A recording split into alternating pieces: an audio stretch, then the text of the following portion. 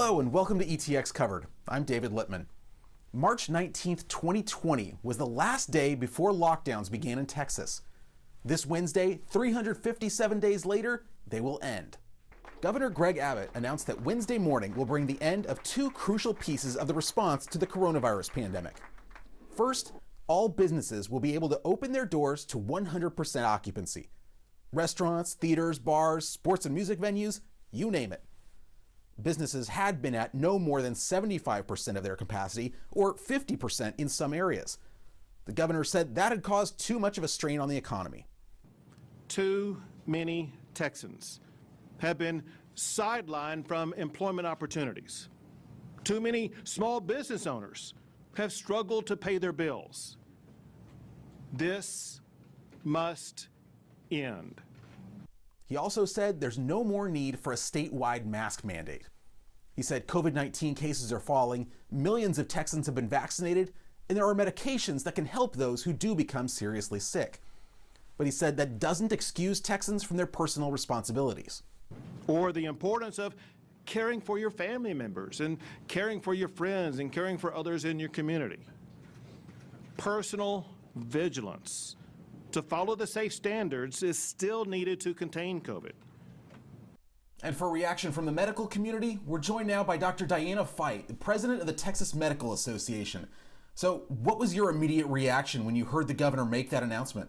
I think we were a little surprised that so much was done this early on, but we want to concentrate on the fact that the governor said that removing the state mandates did not end personal responsibility, that he expected that we would all still be vigilant and follow the CDC guidelines, which the Texas Medical Association is strongly recommending that everybody needs to keep masked and keep socially distanced and continue to wash hands frequently.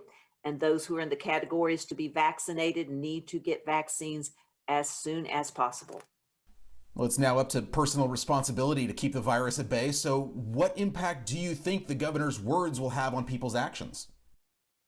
Well, in one respect, it might be confusing to some, but Texans have been through so much in this last year, and then just having the snow mess that we had with no electricity and water problems and everything last week. It's just unbelievable. I think Texans do not want to go through more problems. I think they will take personal responsibility and try hard to stay safe and keep others safe. We've seen the number of COVID-19 cases come down and hospitalizations have come down, but what do you see as a doctor? Do you feel like it's getting better in our hospitals right now?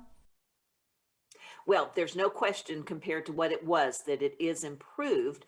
But actually, when you look at the numbers of hospitalizations, they're kind of like we had, in months ago, where we thought that was high, and then it got a lot higher. So this looks much better, but it's still more than we would like to see. Several thousand patients throughout Texas who are hospitalized with COVID, and some of them very ill, of course.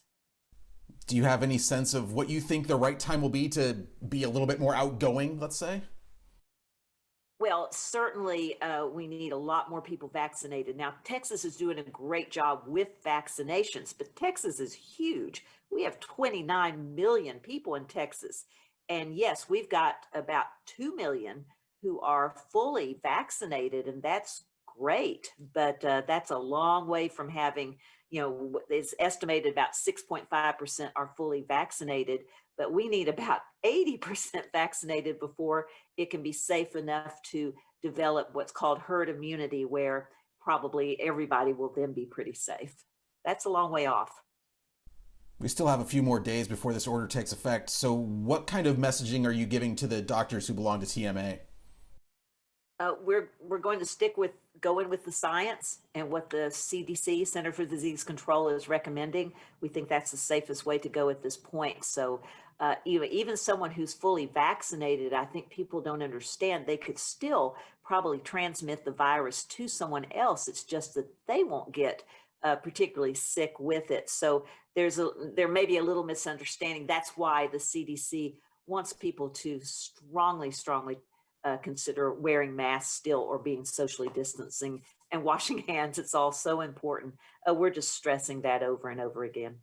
When we had the snow problem and ice and no electricity and no water just a week ago, the hospitals and emergency departments became inundated with patients who needed oxygen and they'd lost their electricity.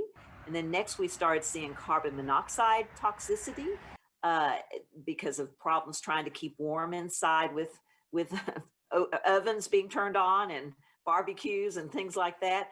And then we started getting dialysis patients. They couldn't get their dialysis done because the dialysis centers have to have a good water pressure in order to operate. So we were starting to get completely overwhelmed in the emergency departments and the hospitals as COVID was going down in better numbers. Well, if you get something like that happen again and the COVID is up, I mean, we would be at really dangerous levels. So I think that, to me, is related. We're just going through so much. That's why I think Texans, especially if they realize those type of things, will be cautious and take on their own responsibility.